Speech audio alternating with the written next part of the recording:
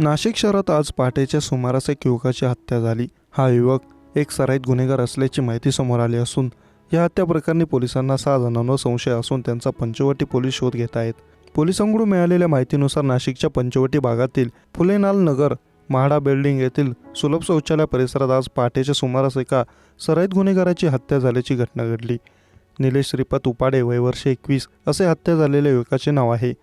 निलेशवर रात्रीच्या सुमारास धारदार शस्त्राने वार करीत त्याची हत्या केली असावी. आमची कुरापत का काढतो या किरकोळ कारणावरून त्याची हत्या झाल्याची प्राथमिक माहिती पोलिसांनी दिली. या प्रकरणी 6 संशयित निष्पन्न झाले आहेत. त्यापैकी 4 अल्पवयीन आहेत तर 2 संज्ञान आहेत.